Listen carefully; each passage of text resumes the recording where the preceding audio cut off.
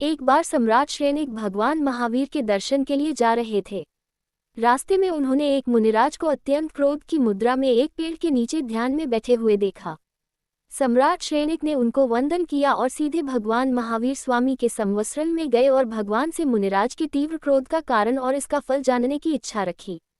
भगवान ने कहा, श्रेनिक, जिस समय तुम उधर से गुजर रहे थे वे तीव्र क्रोध में मग्न थे। अगर थोड़ी देर ऐसे ही रहे तो सातवें नरक में जाएंगे। दरअसल बात यह है कि वे एक राजा थे और अपने बच्चे का अबोध अवस्था में राजतिलक करके वह दीक्षित हो गए थे। उनके दीक्षित होने के बाद उनके मंत्रियों ने छलपूर्वक पूरा राज्य हथिया लिया और उनके बेटे और रानी को देश से निकाल दिया था। फिर जब राजा श्रेनिक भगवान का धर्मोपदेश सुनकर लौटे तो वहां का माजरा देखकर अचंभित हो गए। देखा महाराज को तो केवल ज्ञान हो गया और सभी देवता उनकी पूजा कर रहे थे। राजा श्रेनिक को देखकर आश्चर्य हुआ कि इनको केवल ज्ञान कैसे हो गया। वो वापस भगवान के पास गए और उन्होंने पूरी बात जानने की चेष्टा भगवान के सामने रखी।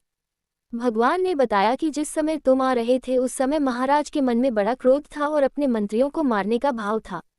जैसे ही एक हाथ तलवार और दूसरा हाथ मुकुट के स्थान पर गया तो तत्क्षण ध्यान आया कि अब वो राजा नहीं एक मुनिराज हैं। अपनी गलती का एहसास करके प्रायश्चित किया और आत्मध्यान में लीन होकर केवल ज्ञान को प्राप्त कर लिया।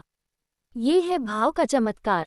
बंधुओं, पहले प्रयास करो कि भाव बिगड़े नहीं और यदि कदाचित भाव बिगड़ भी जाएं तो तुरंत के तुरंत उन्हें संभालो। ध्यान रखने की बात यह है कि जब भाव सुधरेंगे तभी भव सुधरेगा।